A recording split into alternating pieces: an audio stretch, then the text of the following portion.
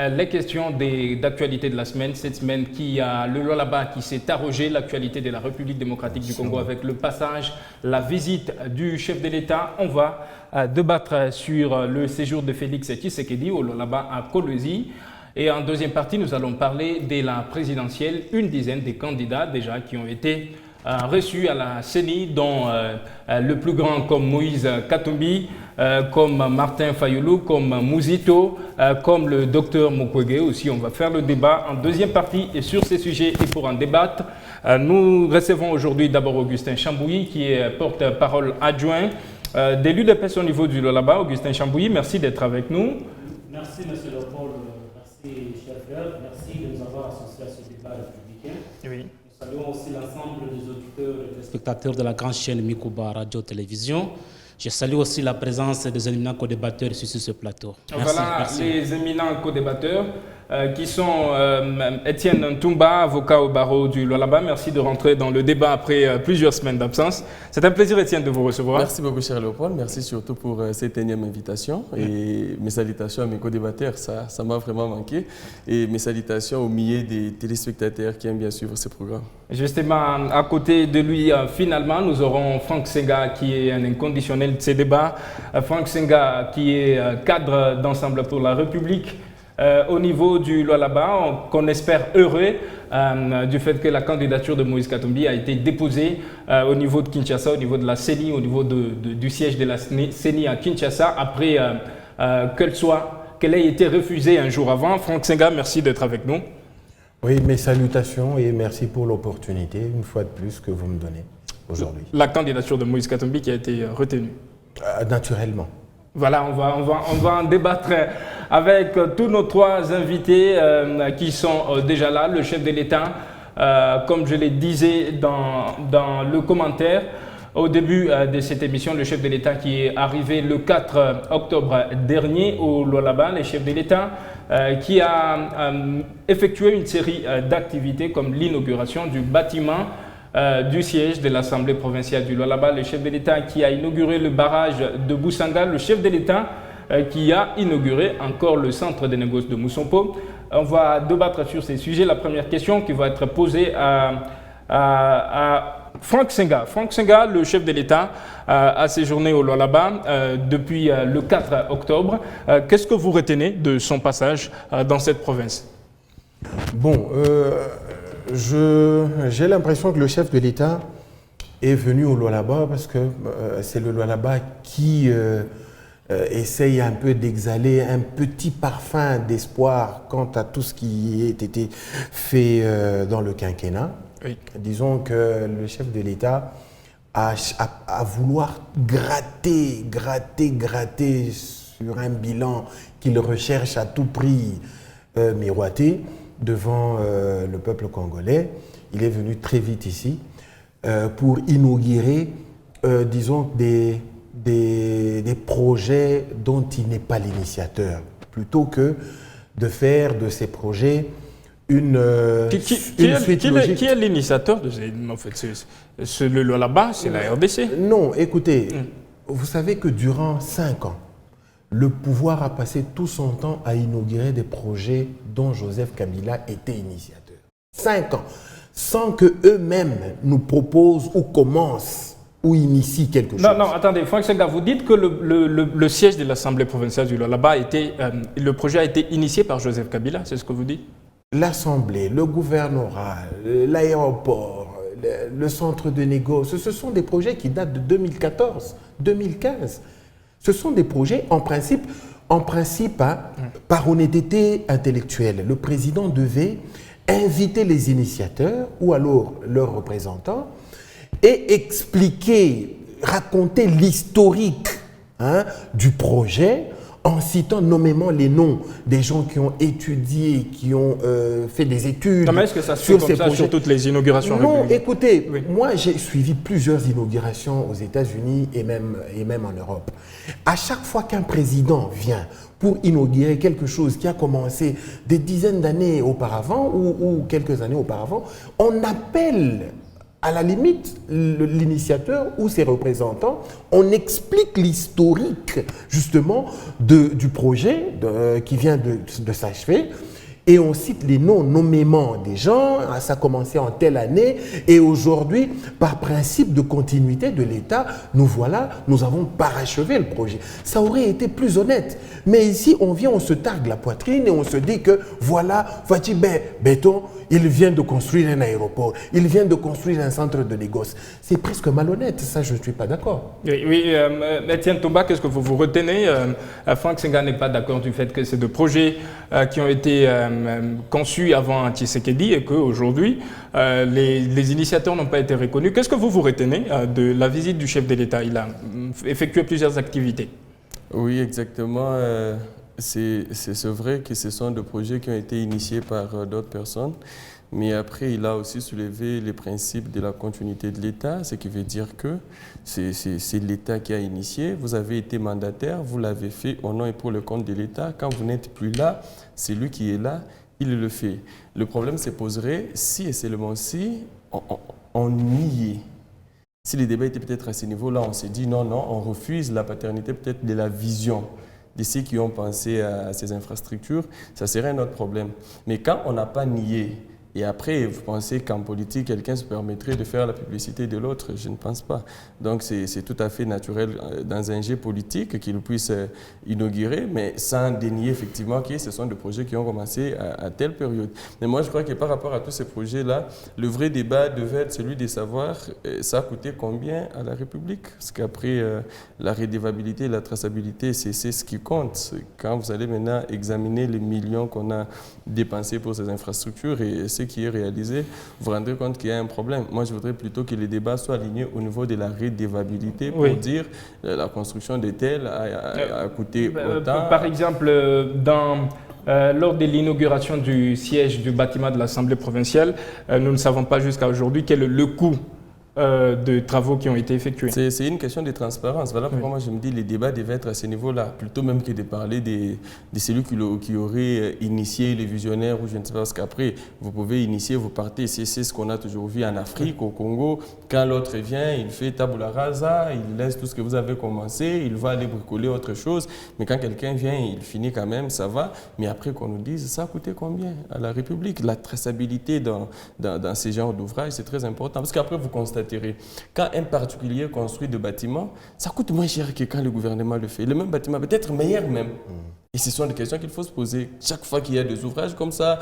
À l'époque du grand éléphant blanc avec le président Mobutu, on a jeté beaucoup d'argent par exemple pour construire Sosacom, mais c'était une entreprise française Thomson.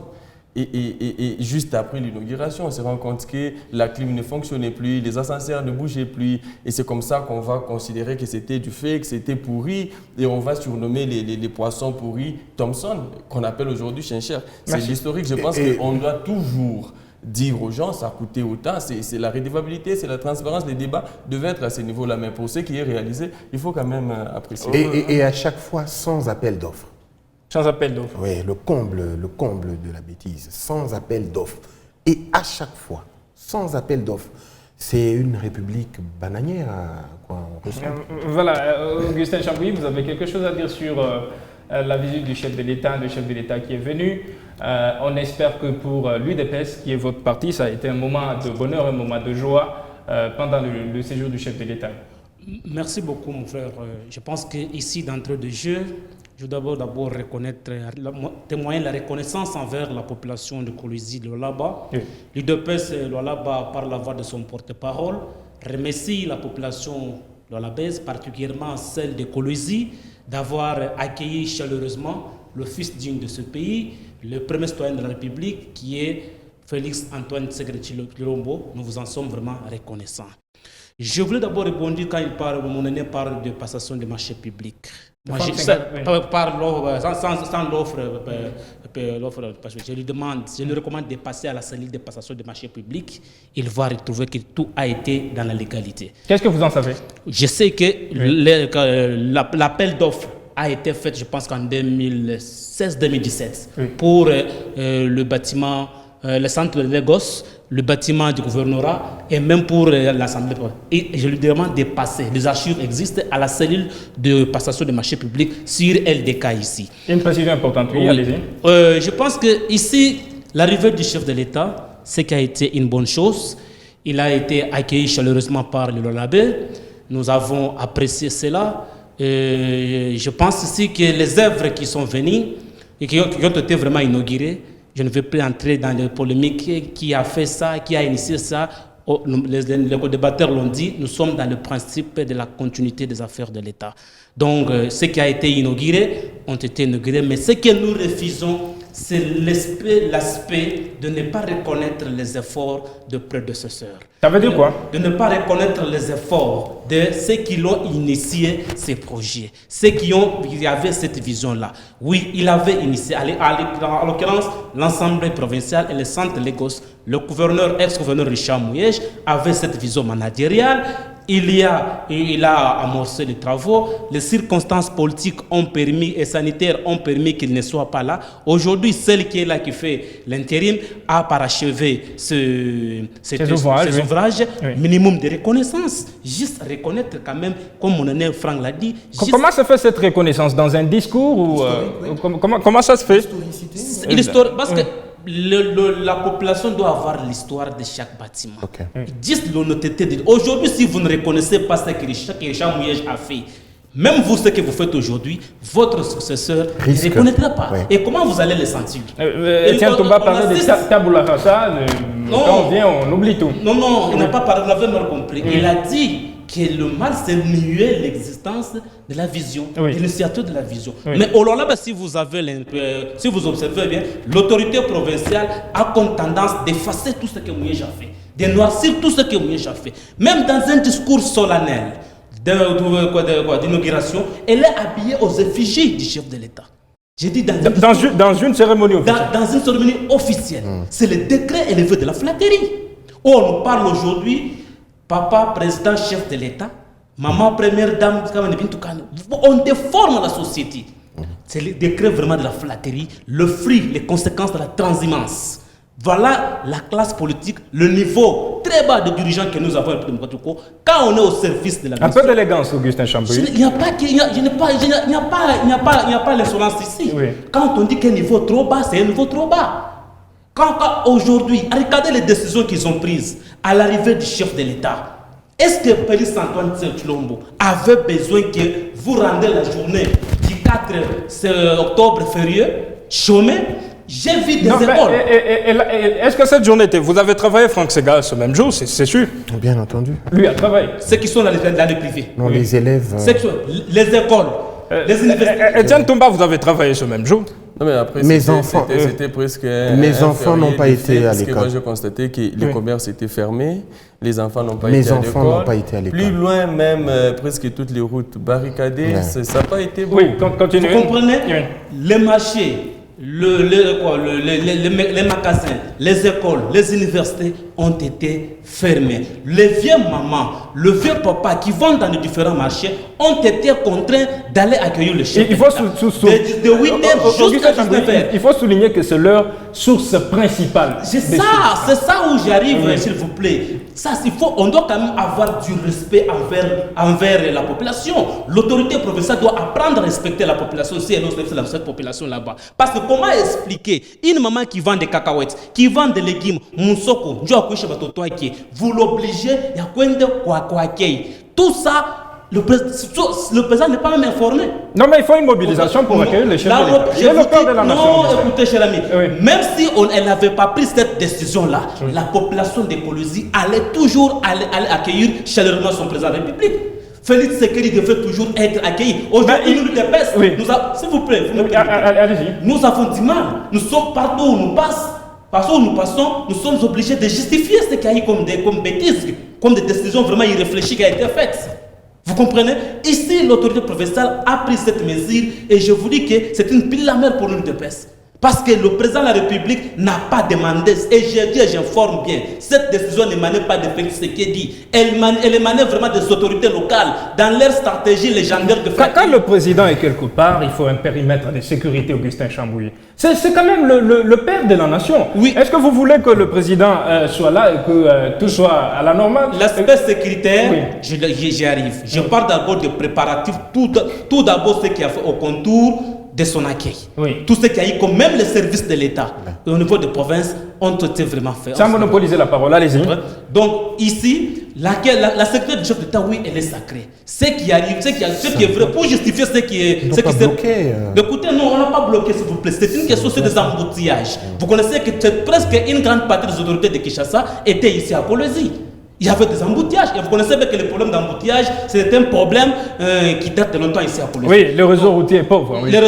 Donc, ça n'a rien à voir avec la personne du chef de l'État. Oui. La mesure prise, rendre la journée de mercredi férié, chômé, c'est une mesure prise, une mesure vraiment irréfléchie, une mesure vraiment prise dans la précipitation. Parce qu'aujourd'hui, c'est l'image du président de la République qui est vue dans l'opinion. Aujourd'hui, c'est l'IDPS qui est obligé d'expliquer devant la population. Or, cette population, elle souffre. Elle vous mange vraiment autour du jour. Moi, quand on n'a pas de facilement, on n'a pas de facilement. Mais moi, je suis mieux que les bases. Essayons de dépassionner le débat, Augustin Chambouilly, et c'est avec moins d'émotion. Vous condamnez cela, passez au deuxième point rapidement avant de donner la parole aux autres.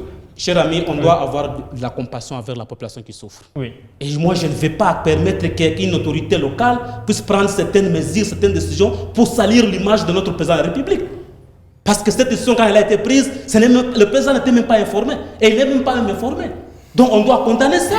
Prochainement, il faut nous éviter de telles histoires. Merci Augustin Chambouilly. On va vous redonner la parole. Franck Senga, les observateurs disent que le président n'a pas fait le trop-plein à la place de la Poste lorsqu'il est arrivé. On a vu plus de militants, des gens qui ont été obligés à y partir par les services au lieu des citoyens libres qui partent volontairement. Est-ce que vous adhérez à cette façon de penser? Oui, je pense que ça a été... Parce que pour commencer, j'ai mes enfants à qui on a interdit de se rendre à l'école déjà. Donc c'est quelque chose... L'arrivée du président ne doit pas paralyser la fluidité de la vie de tous les jours. Vous devriez être aussi professionnel pour qu'un minimum de fluidité normale... Non, mais attendez, Franck Senga, vous dites le président est arrivé le 4. Il est arrivé dans la soirée. Mais dans la matinée, dans l'avant-midi de ces jours, les enfants n'ont pas étudié le 4 ou c'est plutôt le jour suivant? Je pense que c'est le jour de son arrivée, alors qu'il est arrivé le soir. Donc c'est un gâchis. Oui. Bon, mais maintenant, vous avez dit ici la question de trop-plein. En fait, moi aussi, j'ai constaté qu'il y a eu plusieurs groupuscules de gens, dont Guy Chambouilly, qui étaient parsemés le long du boulevard, en commençant par l'aéroport jusqu'au centre-ville. Ça dépend qui dévore ça. S'il vous plaît, jusqu'au centre-ville, en train de chanter et danser à la gloire d'un béton qui n'a plus rien d'armé. Bon, mais maintenant, moi je vais sur son discours maintenant. Oui, allons-y.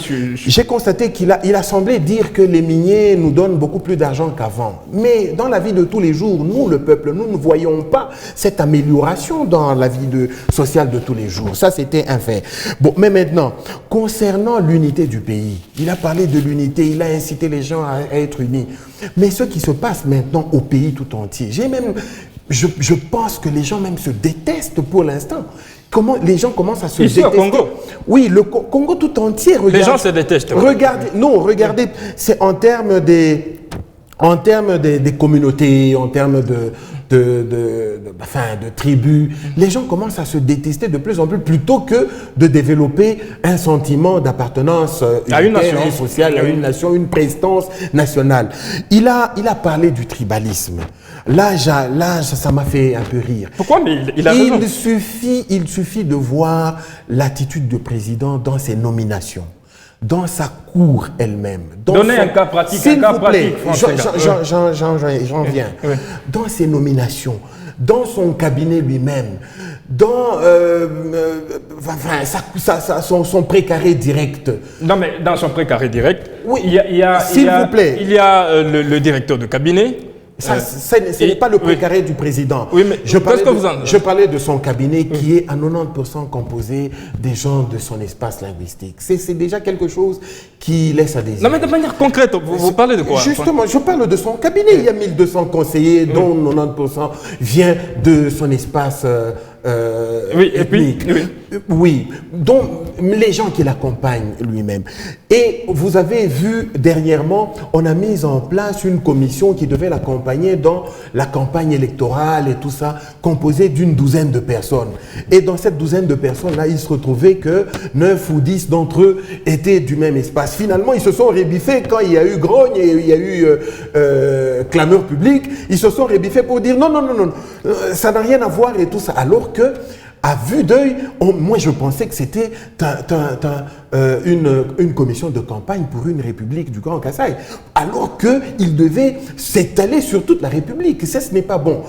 Je pense que ce que le président dit et ce qu'il fait sont en inadéquation. C'est un peu comme une dissonance cognitive. Ça ne se ressemble pas. Donc, c'est un peu comme quelqu'un qui réagit de manière contradictoire et antinomique. Oui.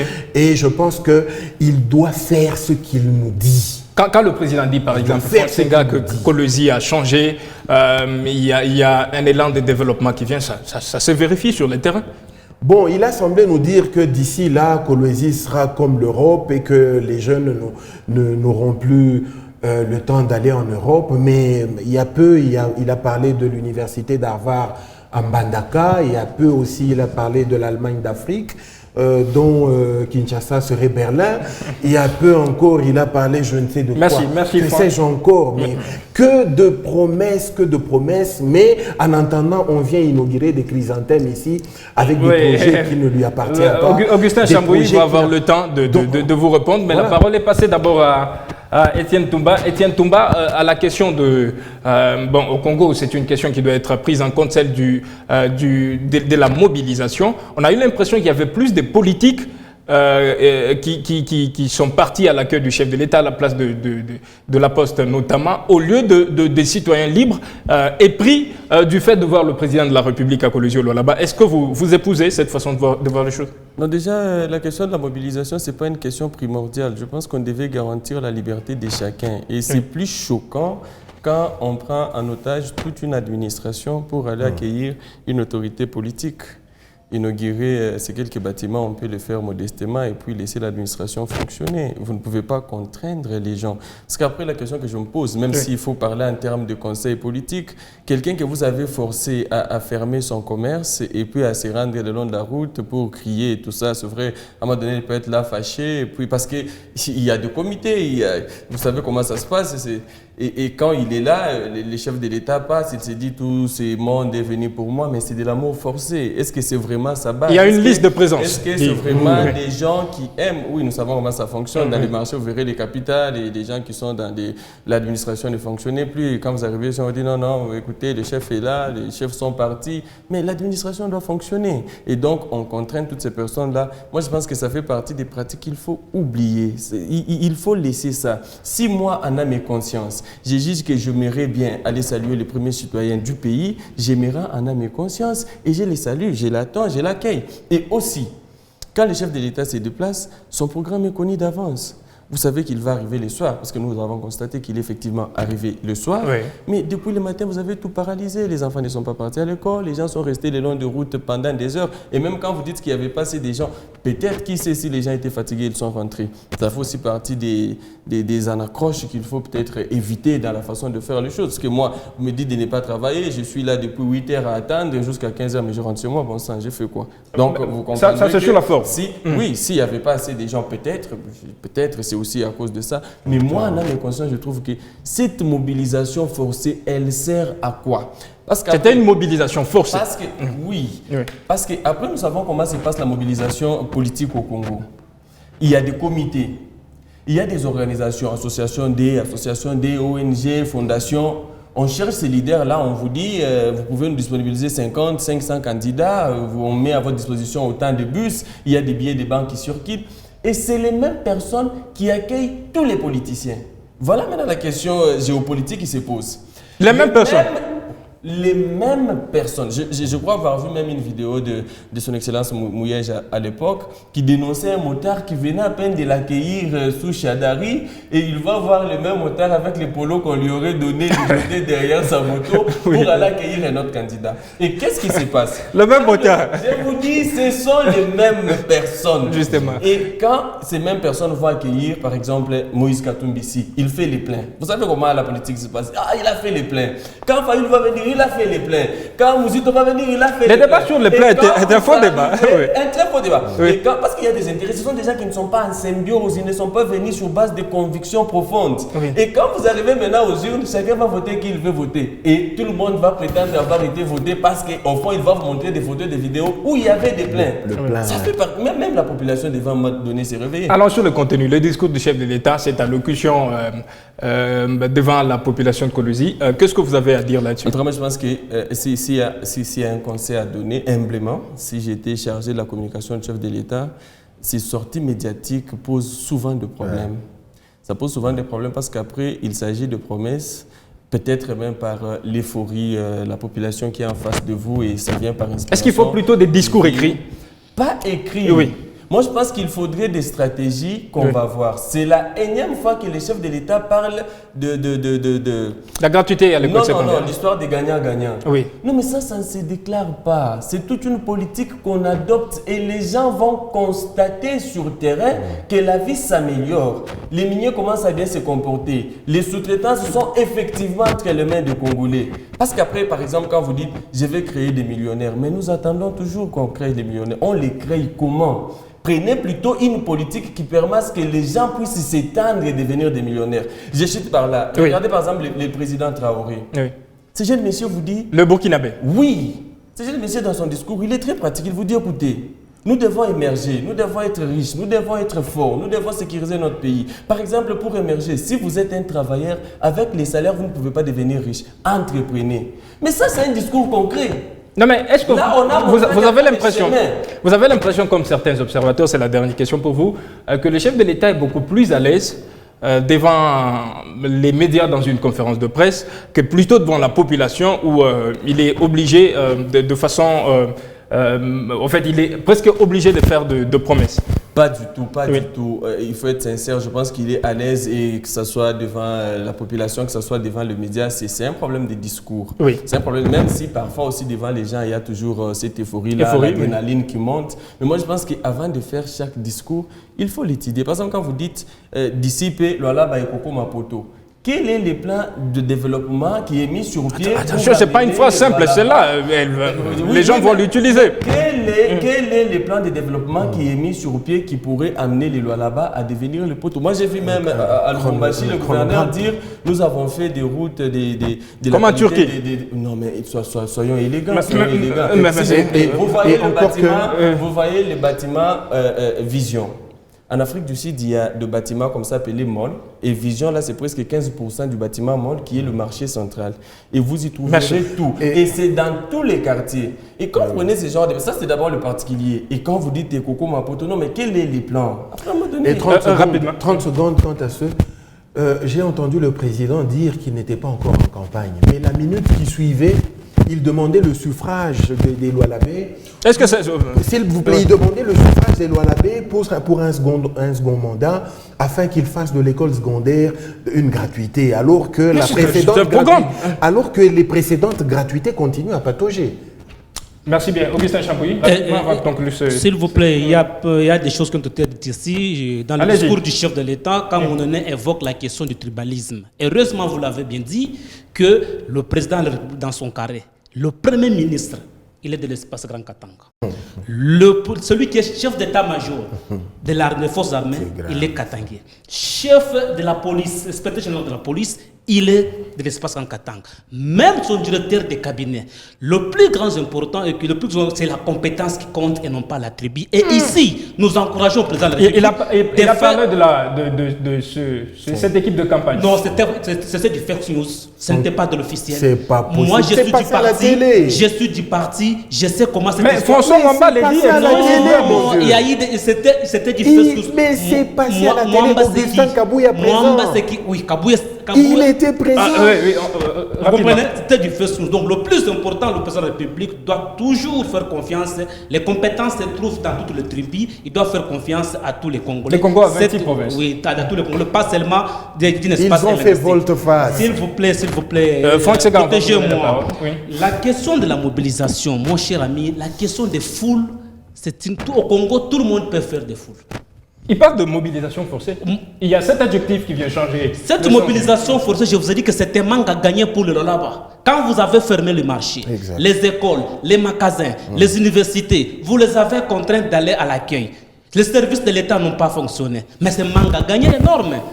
Vous comprenez? C'était un manque à gagner. La question de mobilisation, on nous a, sur les réseaux sociaux, on a vu certaines personnes distribuer les pagnes, distribuer de l'argent. Mais qu'on nous dise, cet argent a été pris où? Dans quelle rubrique budgétaire?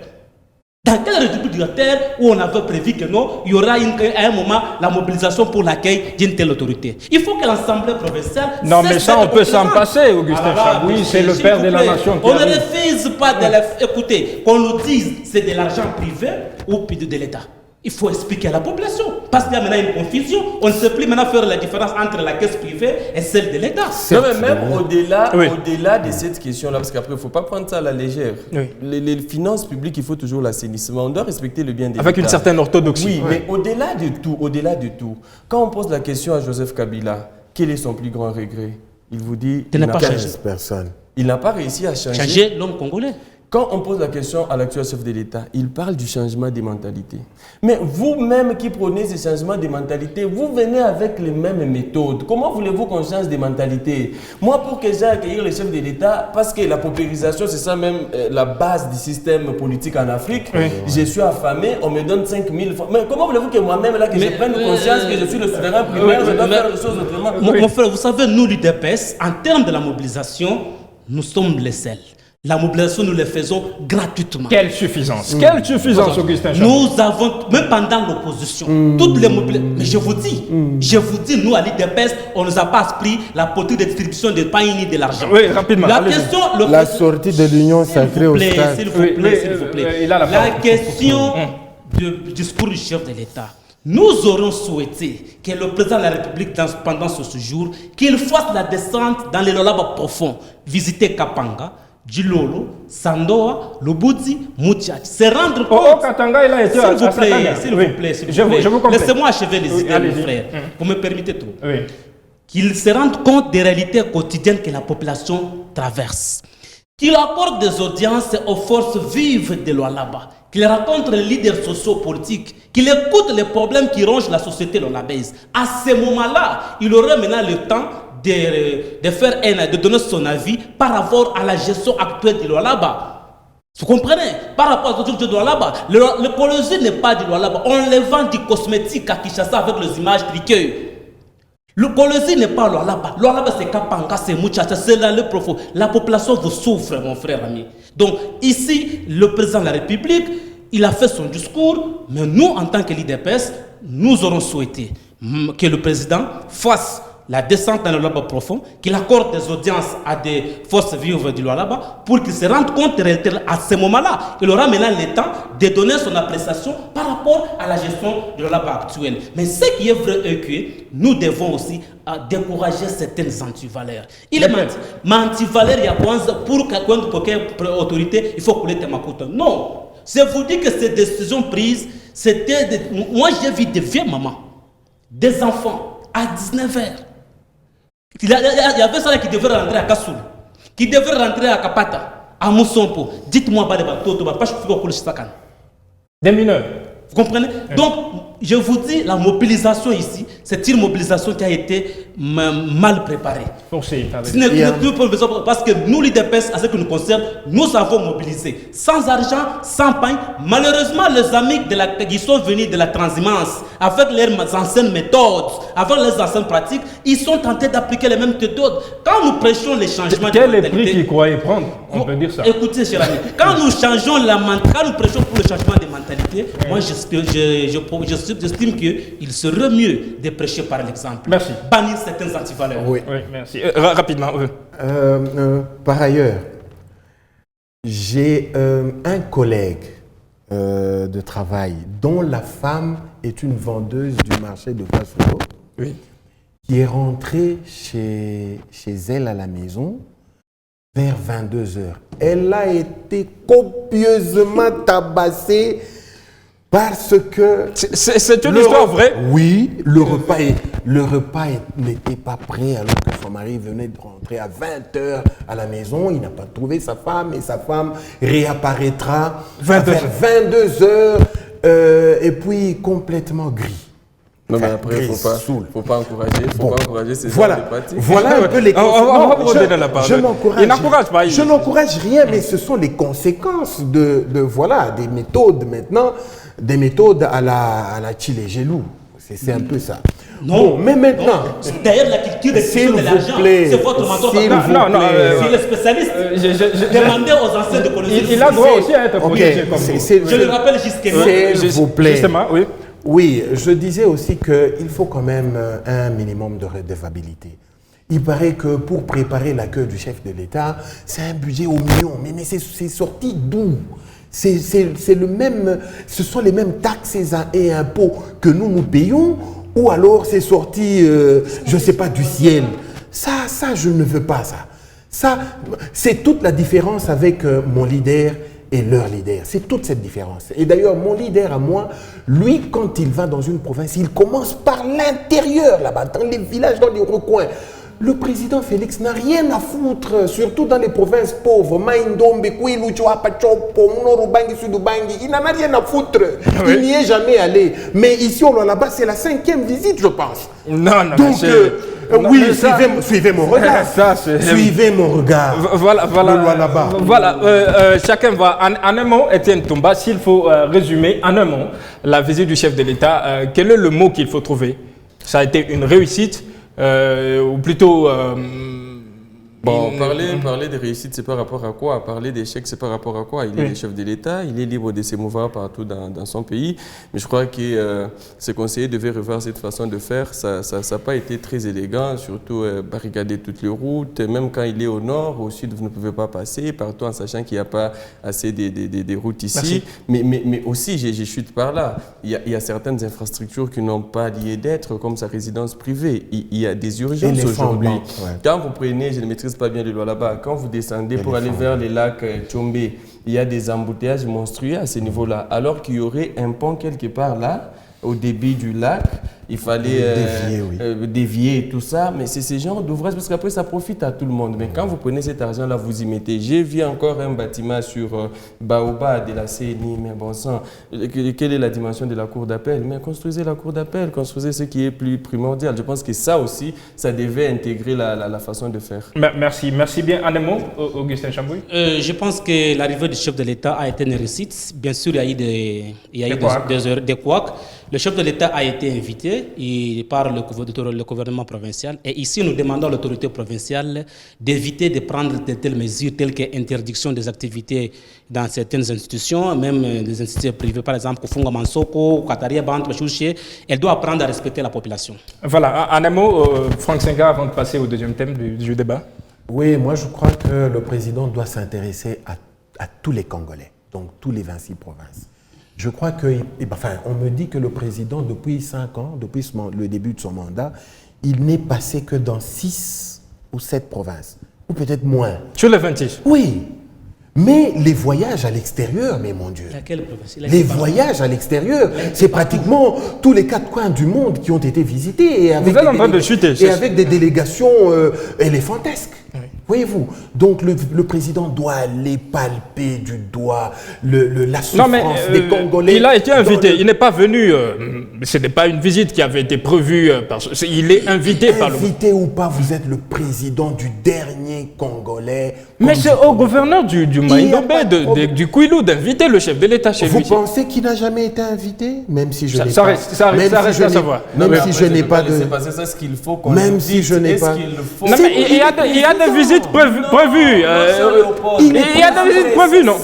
plaît. Allez-y. L'appréciation de la situation politique, économique implique que les chefs de l'État passent partout. Parce qu'à un moment donné, moi j'ai toujours eu mal quand vous trouvez quelqu'un qui est né par exemple au Golfe à Lubumbashi, qui vous dit tel est un bon leader parce qu'on avait asphalté à Lubumbashi. Et voilà, vous avez déjà été à l'entrée d'Ankoro, il y a des enfants qui vous traversent sur une rivière là avec des merci. votre enfant faire ça chaque jour pour aller à l'école. Donc il faut que les chefs s'imprègnent de ces réalités-là. Augustin Chabouillet, est-ce qu'il y a un programme pour les chefs de l'État d'aller notamment dans les provinces de l'ex-Bandundu? C'est trop tard. Oui, c'est trop tard. C'est trop tard. Non, mais il y a encore 2 mois. Non, c'est trop tard. Oui. Je vous dis, s'il vous plaît, évitons de la récupération politique. Rapidement, Évitons du chantage. Le président de la République, si j'ai une bonne mémoire, la seule province qu'il n'a pas encore visitée pour le moment, c'est au Chapo. Du côté l'ex-Équateur, en fait. Non, Non, tu vas passer à Kisangani. Non, ça c'est Chopo plutôt. Ça c'est plutôt, il y a Chopo et Chopo. Vous comprenez? La seule province, de toutes les provinces, il a toujours visité. Le problème, c'est quoi? Il faut que le gouverneur aussi travaille dans leur province. Il a déjà été au Maniema. Il a déjà été, oui. Au Maniema, Kindu. Oui, en 2020. Voilà, merci. Là où il a fait le discours, quand il s'agit pour la question de la sécurité à l'intérieur de ce pays. Otto et les Bazouel. Ah voilà, merci, cher. Il a déjà été partout, sauf au moins 2 provinces comme ça. Merci. Et sauf ce qui est vrai, que tout ne dépend pas seulement qu'on l'invite. Il est chez lui, il doit faire l'effort de visiter les enfants, il doit faire J'aime bien votre sincérité. Il est sincère, lui. Il doit visiter nos frères de Kapanga. Mais ça ne passe pas à l'UDPS, hein. Il risque d'être rembattu. Merci bien, chers invités. On passe au deuxième thème de ce débat en conclusion. Pour conclure ces débats, on va parler de la présidentielle.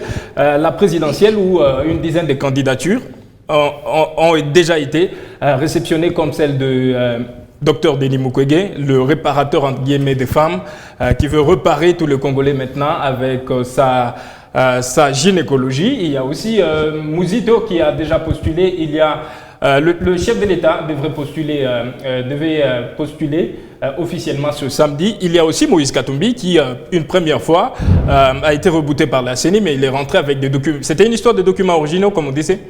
Exactement, un petit chantage pour vouloir nous faire, nous faire peur. Mais naturellement, c'est passé.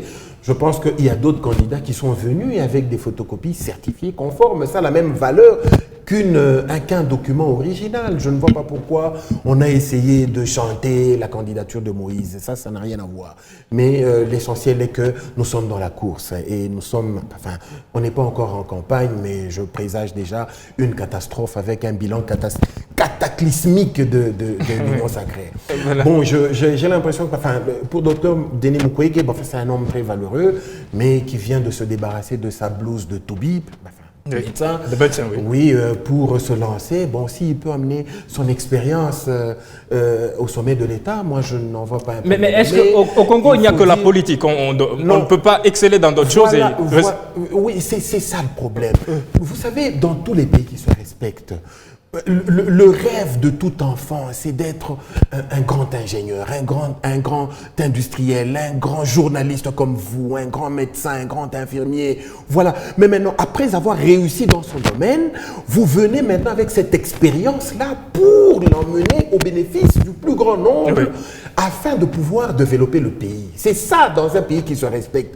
Mais ici, c'est un déversoir de tous les médiocres qui ont échoué partout pour venir s'inviter en politique afin de gagner... La politique paye mieux, de gagner l'argent, justement. C'est pour ça qu'on a une inversion de valeur et le pays continue à s'enfoncer. C'est ce paradigme-là que nous, avec Moïse Katumbi, nous voulons changer. Voilà, la candidature, par exemple, de...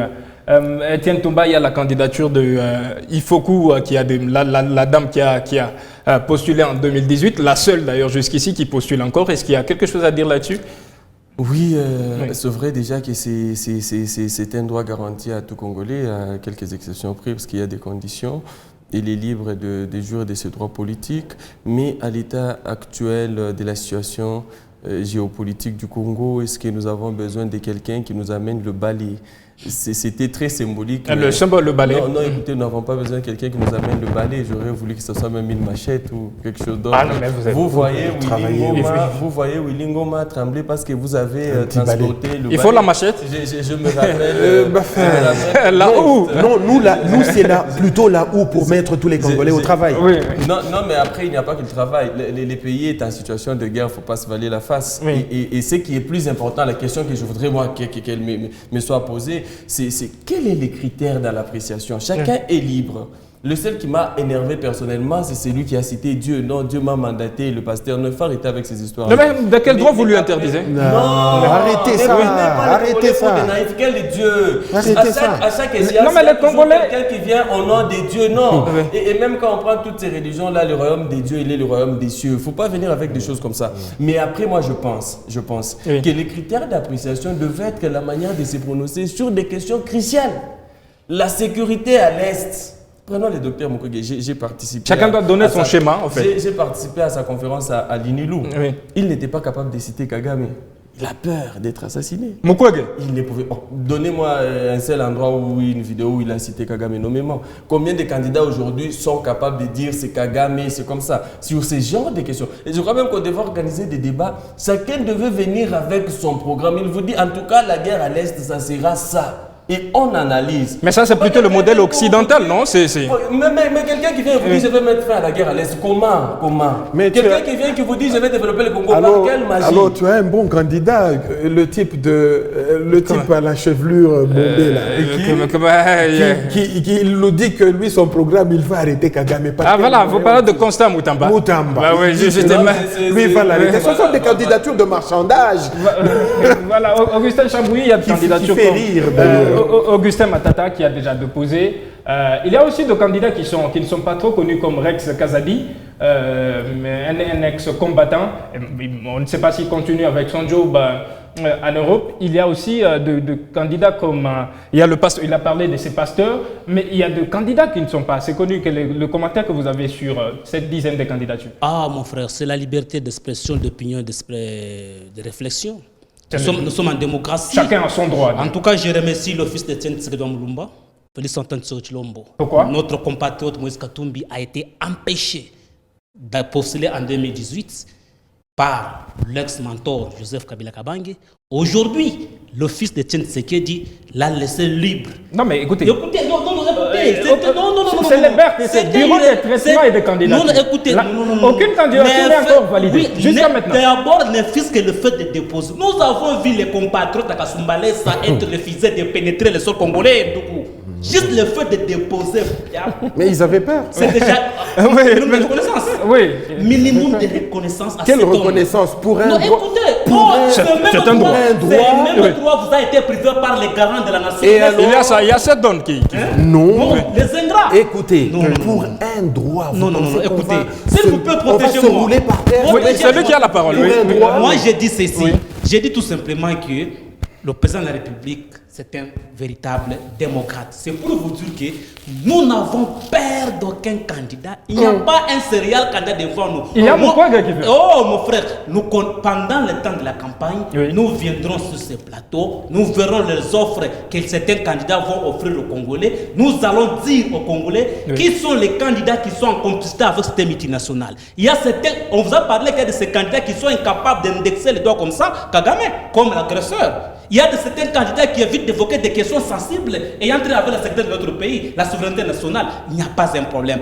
Nous viendrons au mois de novembre. Nous allons faire des débats sur ce plateau sur la question d'offres, la question des bilans. Et les amis de Kachobwe qui rêvent, vous savez, il y a une chose, je remercie encore le gouvernement congolais. Ils ont laissé Katumbi circuler même dans les fonds. Ça ne fait pas écho au niveau national. Ça ne fait pas l'écho. Au contraire, si on l'intercalait, l'homme allait jouer à la victimisation. Voilà les choses que Félix Tshisekedi est en train de mettre sur le plateau. On le laisse Katumbi, il était dans les fonds du Lualaba, il est partout, mais ça ne fait pas l'écho sur la scène nationale. Mais si on l'avait seulement intercalé, il allait se victimiser. C'est la question même aussi des photocopies, mon frère. Oui. En tout cas, les amis sont stratèges dans leur stratégie de victimisation. Il n'y avait même pas question qu'on fasse vraiment toller qu'on sort. Comme ils sont dans les stratégies de se faire victimiser, comme ils semblent être les semi-anges, Mon cher, j'encourage la CENI qu'il valide la candidature, que la Cour constitutionnelle confirme cette candidature de Katumbi, de Matata, de Foy le consort. Et je suis pour vous dire qu'il y a des candidatures commerciales. Comme lesquelles? Oui, à un moment opportun, ils vont chercher à négocier. Oui, marchandage. Ils vont chercher à négocier avec des poids lourds. Ouais. Par exemple, non, Félix Sekedi, je viens vers vous, on fait les accords. Katumbi, je viens vers vous, faisons les accords. Il y a Fayoulou qui est rentré. Il y a aussi, attention, Fayoulou qui vous dit que sa candidature est innégociable. Il a dit que je ne peux pas négocier. Donc lui est déterminé d'aller aux élections. Il vous dit qu'il est populaire. Oui. Vous comprenez que moi, entre eux-mêmes, je vois le jeu de ping-pong entre Franck Dongo et Fayoulou, les amis de Katumbi. Okay. Alors, allons-y aux élections. Opposition divisée ou unie, nous allons les battre. Voilà, il y aura un moment pour ces débats-là. En conclusion, comment vous entrevoyez les joutes électorales de décembre prochain? Disons que dans tous les cas de figure, le président Félix Tshisekedi vit ses dernières semaines au pouvoir. C'est bien de rêver. On leur dit déjà au revoir de manière anticipée. À rêver, c'est bien. Nous, avec Moïse Katumbi, on a une autre vision pour cette République. On aura le temps d'en parler. Où justement tout le monde aura. Quelle vision? La prédation de richesse. C'est tout ce qui vous intéresse. Tout le monde aura les mêmes chances et des chances équitables. Oui. Et là, on verra le génie congolais exploser. Israélien ou congolais? Et on mettra tout le monde au travail. Oui, merci bien. La question de Fayoulou, maître Étienne Fayoulou qui est rentré, on sait qu'une question lui a été posée sur la majorité parlementaire parce que ces députés n'ont pas postulé, mais il dit qu'il peut faire avec parce que nous sommes dans un régime présidentiel. Il va encore nous amener dans l'histoire de coalition pour se victimiser à longueur de journée. Oui. C'est une preuve qu'il a pris des mauvaises décisions à un moment donné. Il s'est rebuffé et c'est pas bon pour un leader. Vous savez, moi je l'ai dit, un jour Lumumba se retrouve en face de Kasavubu. Kasavubu qui lui dit, écoute cher Lumumba, nous devons demander l'aide des Occidentaux. Nous ne pouvons pas évoluer seuls. Le Congo est grand. Et Lumumba répond, et pour les diriger, il faut avoir la grandeur. Oui. Et moi, je pense que même dans l'analyse des candidatures, il faut avoir quelqu'un qui a de la grandeur, quelqu'un qui a une vision. Après, nous avons beaucoup sucé à des discours boulimiques comme ça. On vous dit, j'ai la vision. Non, dites-nous de manière concrète. Ce que M. Fayoulou a fait, c'est une bourde. Et aujourd'hui, il se sauve, il postule. Mais les autres, là, qui rêvent aussi d'avoir des 21 000 $ le mois, parce qu'on sait que c'est ça l'objectif, ils se retrouvent sur le banc de touche. C'est qu'il n'est pas du tout une bonne décision. Il va diriger comment sa majorité? On peut tout bloquer et il sera aussi menacé à longueur de journée comme par Mme Abound avec l'actuel chef de l'État et on aura des histoires qui nous font passer du temps pour rien. Et il sera obligé de passer à des jeux de passe-passe. Il sera obligé de chercher aussi les palissades. Mais après, je voudrais dire quelque chose. Oui, allez-y. Il faut qu'on soit sincère. Allez-y. Partout où il y a les élections à un seul tour, celui qui est au pouvoir part gagnant. L'alternative, c'est la coalition et un candidat unique. Vous faites l'amour? Pas dans le cas. Je l'ai vu faire la grimace là. Pas dans le cas. Moi, je suis disposé à débattre et je peux établir plusieurs échéances. Mais la question de... Je suis désolé, mais Emmanuel Chadar, il a mordu la poussière. Chadar, c'était... Il avait tout. À la fin de son mandat, à la fin au deuxième mandat de leur régime. C'était au deuxième mandat de leur régime. Emmanuel Chadar était un dauphin, c'était pas celui qui était. Il a mordu la poussière alors qu'il avait tout. Il y a toute la différence. C'est surtout pour quelqu'un qui n'a qu'un seul mandat. En tout cas, ça, c'est un conseil. Okay. L'opposition, on vous redonne la parole. Je voulais dire aussi que... On ne pas préparer de papier mouchoir. L'opposition devait quoi? Pour en faire quoi? Prêcher le là parce que ça va... De toutes les façons, ça pourra arriver. Hein, ce n'est pas encore exclu. Mais je voulais dire ici que le syndrome zambien, il est juste à côté de nous. Hein, un mandat. Les Congo, c'est... Voilà, ouais. Écoutez, mon cher ami... Je pense que nous sommes sûrs de nous-mêmes. Les Congolais savent, le 26 janvier 2019, où est-ce que nous avons trouvé ces pays. Pendant le temps de campagne, nous viendrons expliquer aux Congolais... Même les Congolais des provinces qui n'ont pas été visés. Les réalisations faites. Nous allons... Qu'est-ce qui nous reste pour encore solliciter un second mandat? Et nous... Je sais ce qu'il vous reste. Écoutez. Cette question, on va la répondre prochainement. Merci de la garder. Je sais. Au moins, les Congolais savent pour qui il ne peut plus jamais voter. Écoutez, au moins les Congolais savent qui est Congolais et qui n'est pas Congolais. Merci bien, merci monsieur. Merci d'avoir participé à ce débat. pas, mon Merci Dieu. à... Tu as déconné. Merci Augustin Chamboulis. Tu déconnes. Cadre de l'UDPS, porte-parole adjoint de l'UDPS. Merci à Franck Senga qui est cadre du parti Ensemble pour la République. Merci aussi à Maître Étienne Touba. Merci, mon cher Léopold. Merci auditeurs et téléspectateurs de Mikuba de rester avec nous.